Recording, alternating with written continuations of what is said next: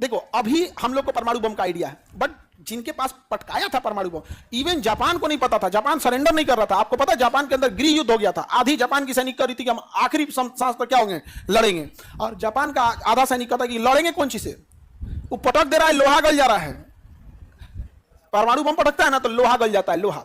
और हम लोग की बॉडी नहीं मिलती है, हम लोग की बॉडी क्या होती है, जैसे आप पतीली में पानी रख के खौला दीजिए, भाप बन के उड़ जाता है ना, इतना टेम्परेचर हो जाता है कि हड्डी गल के भाप बनकर उड़ जाती है। अर्थी के चिता से ज्यादा, अर्थी पे जो चिता जलाया जाता है उससे 100 गुना ज्यादा टेम्परेचर से जलता है। जितना टेम्परेचर पृथ्वी के सूर्य के सतह का होता है उतना उस शहर का टेम्परेचर हो जाता है।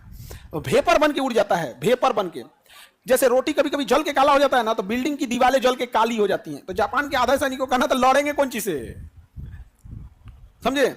जापान के जो सेनापति, कई सेनापति होते हैं ना, ईस्ट रीजन वेस्ट रीजन ऐसे करके, तो उसके 2 प्रमुख सेनापति ने तलवार निकाल के राजा के सामने अपने आप को चाकू मार लिया था कि हम मर जाना कबूल करते हैं, सरेंडर कर नहीं करेंगे कबूल। जापान के सैनिक से बहादुर दुनिया में लोग उनको अंडर एस्टिमेट कर दिया ना। दुनिया का पहला सुसाइड बम्बर जापान ने बनाया था जहाजों के अंदर। उसके यहाँ जब ये पर्ल हार्बर पर अटैक हो रहा था ना, तो सटीक हमला कैसे करना है, तो एक बड़ी जहाज लेके आते थे सब जापान वाले, एक बड़ी जहाज ले लिया सब। जहाज लग रहा है कि नहीं जी, एक बड़ी जहाज लेके आए सब, और इस जहाज के नीचे एक मिसाइल लगा देते थे सब। क्या लगा देते थे, मिसाइल। इस मिसाइल में पूरा विस्फोटक भरा होता था, पूरा क्या भरा होता था, विस्फोटक। और इस मिसाइल में उस समय टेक्नोलॉजी नहीं थी, एक पायलट बैठा देते थे सब, ये निकल नहीं सकता था पायलट। अब जहाज ये आती थी और जो टारगेट होता था उससे 10-15 किलोमीटर पहले रुक जाती थी, और फिर इसको ड्रॉप कर दिया जाता था। और इसमें छोटा सा इंजन होता था, बाकी सब क्या होता था, विस्फोटक।